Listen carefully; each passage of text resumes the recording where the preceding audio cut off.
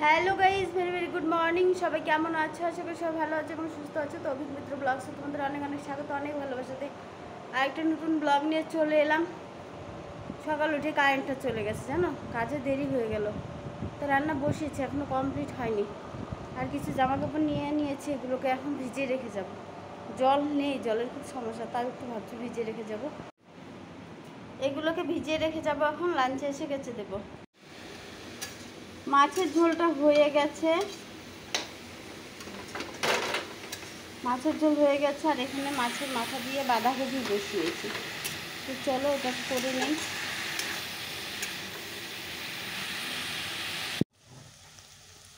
বাঁধাকপিটা হয়ে গেছে, দেখো কারেন্ট নেই, কিচ্ছু দেখা যাচ্ছে না। ওই দেখো কারেন্ট চলে এলো বলতে বলতে। বাঁধাকপিটা হয়ে গেছে। তো চলো একটু কমিয়ে দিয়ে হতে থাক, আমি খাইয়ে দিই বাবানকে।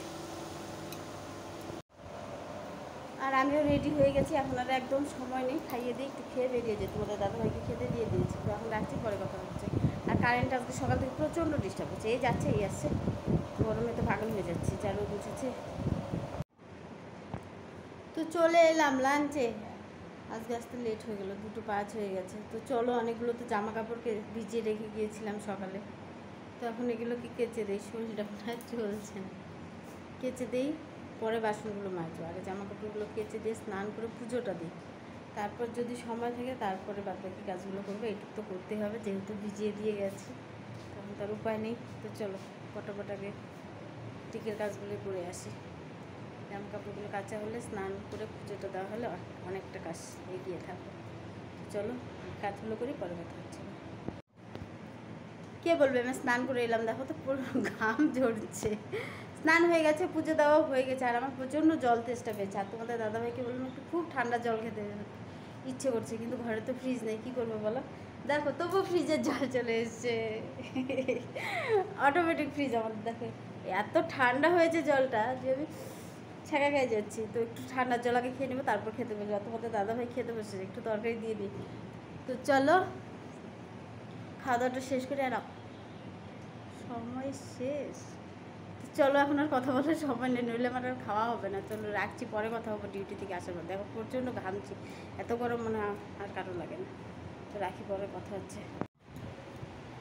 হ্যালো ফ্রেন্ডস, তো রাতে রান্নাটা হয়ে গেল, এখন শুধু খাওয়া দাওয়ার বেলা তেমন কিছু হয়নি। কারণ কি বলো তো, আলু পটলের দম হয়েছে, একটু একটু পাঁপড় ভাজি, আর বাবানের আমার জন্য ডিম অমলেট করে নিন। এই হলো রান্না। কারণ আজকে তোমার দাদাভাই বাজারে যেতে পারিনি গো, ঝড় বৃষ্টি চলে এসছে।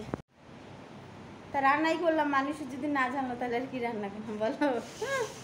বাবান বলছে ডিম ভাজে তোমাকে তো পুরো গন্ধ ছড়িয়ে দিয়েছে। তো যাই হোক, সেই কারণে আজকে বাজার তো যেতে পারলো না, সেই কারণে যা ছিল করে তাই রান্না হলো। তো চলো এবার গরম গরম খাওয়া দাওয়াটা সেরে নেই, এখন রাখি, পরে কথা হচ্ছে। খাবারটা বেড়ে নিয়ে আসি। হ্যালো গাইস, খাওয়া দাওয়া তো হয়ে গেল, খেতে বসেছি। আর ঝমঝম করে বৃষ্টি পড়ছে, বৃষ্টি পড়ছে না, খাওয়া শেষ না হতে কারেন্ট চলে গেল, জানো। দেখো কি বৃষ্টি হয়েছে, প্রচণ্ড বৃষ্টি হলো। আর সেই কারণে আজকে আমি লাইভেই আসতে পারলাম না, কারণ বারবার কারেন্ট যাচ্ছে আসছে, যাচ্ছে আসছে, প্রচণ্ড বিদ্যুৎ চমকাচ্ছে। সেই কারণে আজকে আর এলবিতে আসতেই পারলাম না। দেখো কি বৃষ্টি হলো, সেই বৃষ্টি হয়েছে গো, মুহূর্তের মধ্যে অনেকটা জল। হ্যাঁ হ্যাঁ, ঘরের মধ্যে পুরো বন্যা হয়ে গেছে। দেখো জলগুলো একটু ঠেলে দিতে হবে, দেখো কত জল ঢুকে গেছে ঘরের মধ্যে। হ্যাঁ কত জল ঢুকে গেছে, হ্যাঁ দেখো কত জল। দেখো কত।